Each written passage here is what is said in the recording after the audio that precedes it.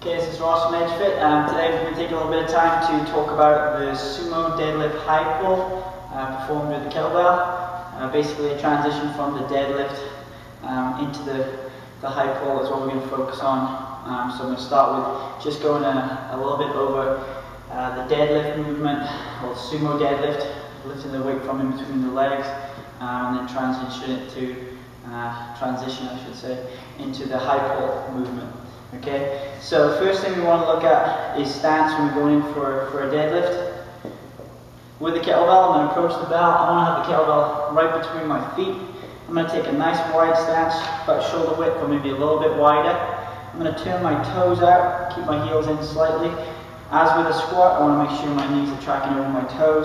So I don't want to have that straight stance, because with the hips being stronger than the knees, if I start to work with heavier loads, I'm starting to work hard, my knees might tend to buckle over the strain of pulling the weight up, because the hips will take over. So by turning out those knees slightly, or those toes slightly, I'm going to be able to push out my knees, keep them over my toes, keep them protected through the movement. Okay, so that's the first point. Also, as with the squat, when we're deadlifting, we want to keep the weight on the heels. Don't want to be on our toes, again, to keep the pressure off those knees. So we've got our stance. We're going to take two hands to the kettlebell. We're working with a single bell here. Just a single sumo deadlift. So I'm going to get both hands on the bell. Once I get into this position, I want to make sure that I've got good posture. Now you can't really see from this angle, but I'm going to just show you the other angle in a second. So to get my posture right from here, once I get a hold of the bell, I'm going to sit down just slightly, and I'm going to lift my head up, chest up. That's usually going to pull me into the right postural position for the deadlift. Let me just show you that from the side. So I've got my stance, take my hands to the bell. So you can see in this position, I don't have very good posture, my back is rounded. I definitely don't want to pull from this position, I'm going to cause myself some injury. So from here, I'm going to just sit down, head up, on my chest up. When we teach this movement to children, we usually call it the angry gorilla position, kind of looks like a gorilla. Now if you look at my hips, they're basically between my shoulders and my knees, okay? My hips are above my knees, but they're below my shoulders. And that's usually going to put you in a good postural position for the deadlift. What we see, common mistakes that we see with the deadlift are squatting too low or hips too high. So some people will want to do this. I mean, I'm pretty much in a full squat position here. This is not very functional for deadlifting. I'm going to be engaging my quads, which I don't really need to do on a deadlift. I want to use the hamstrings, glutes, posterior chain for the deadlift to get the most powerful lift. So I don't want to squat too low, that's the first one. Second one would be having my hips above my shoulders or in line with my shoulders. This is going to put a little bit too much strain on the back. So we want to make sure we drop down just slightly so those hips are just below the shoulders. We've got that nice lumbar curve. Not straining it with my neck, just looking about a 45-degree angle. And then from there, to perform the lift, I'm going to take an inhale, pop the hips, and I'm straight up, sit back, and return to that start position. Now, as we're doing the movement, what we want to focus on is coming up as one unit, okay? If you note my body angle, it's going to stay approximately the same right until I finish the lift. Let me show you that really quick. So I'm going to come up, just going to pop the shoulders back at the end, okay? Now, mistakes you'll see in this is people straightening out the legs first and then pulling with the back, or the complete opposite, pulling with the back and then straighten out the leg at the end. So the first one, I don't want to do this. Legs first and then pull with the back. That's no good. It's really going to put a lot of pressure on the back, okay? The next one is going to be coming up from the back and then finishing with the legs. Again, not good for the back muscles, not good for the spine, okay? So we want to get that nice smooth transition from bottom to top, rising, hips and shoulders rising together, and then we're just walking it out at the end of the lift there. Okay? So that's basically the deadlift, or sumo deadlift. Now I'm going to take you forward a little bit into the high pull.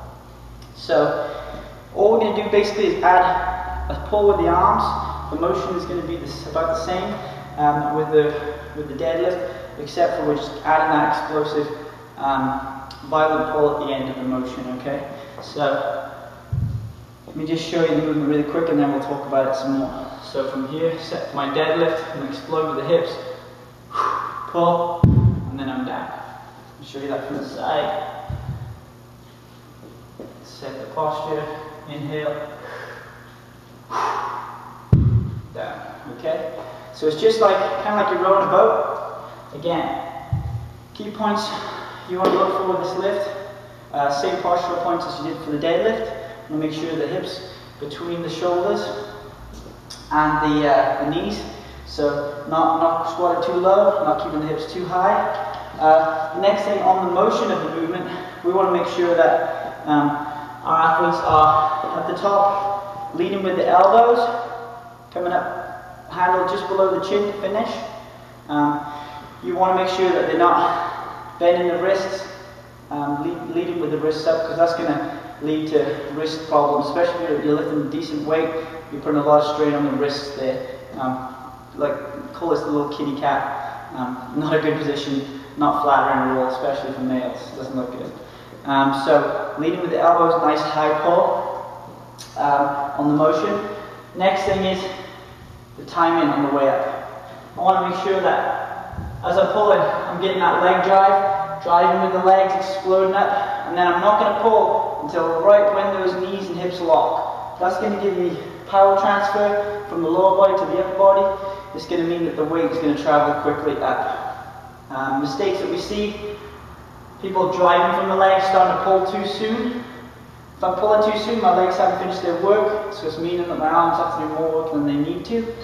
The opposite thing would be if I'm pulling too late, standing up with a weight, then I'm having to do just like a standard high pull, which is really bad for the shoulders.